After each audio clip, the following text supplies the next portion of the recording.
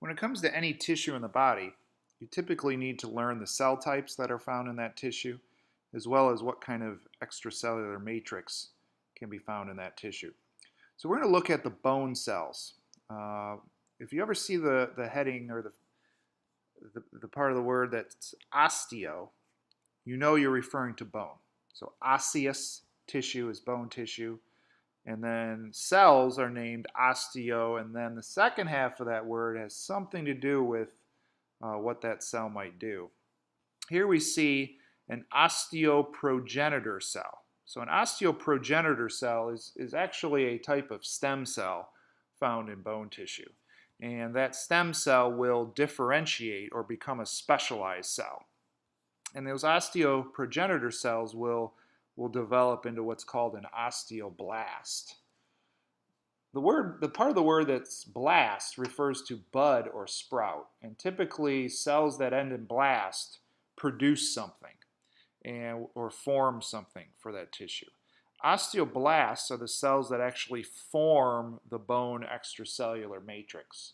So what they do is they synthesize and secrete collagen fibers, and they also secrete and produce and lay down the organic components needed for the extracellular matrix, and they initiate calcification, or the depositing of the calcium, so the inorganic minerals found in the bone matrix. So they are often referred to as the bone building cells. So they're the cells that actually build and deposit the extracellular matrix. They will often then kind of mature into what's called an osteocyte. An osteocyte is a more mature bone cell. It's not as actively producing bone matrix, but what they do is they kind of maintain the daily metabolism of the bone tissue. They will help exchange nutrients and make sure the matrix gets nutrients, and kind of help remove waste from the tissue as well. These osteocytes don't undergo cell division anymore, so they're kind of later on in their lifespan. I like to think of them as kind of project managers, where the osteoblasts are the ones that are a little more active, doing a lot of the grunt work, but then the osteocytes are more maintaining the bone tissue. The next type of bone cell are called the osteoclast. And that clast means to break. So the osteoclasts, which actually derive from a different cell line, so they don't come from those osteoprogenitor cells, they actually are related to some of our white blood cells.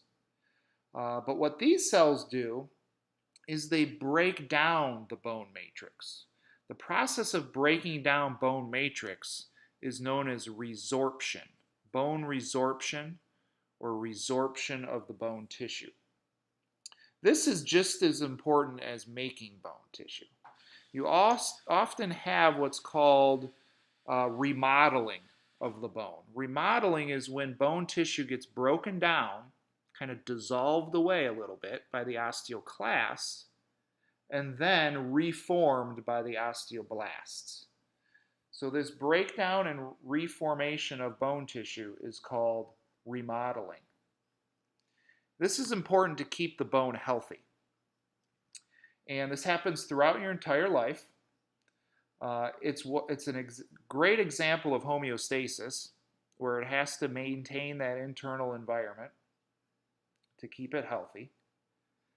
But as we age, the osteoblasts tend to have a hard time keeping up with the osteoclasts. The osteoclasts keep breaking down bone matrix, but those osteoblasts can't reform it. So what happens over a long period of time is the bone tissue can begin to become weak.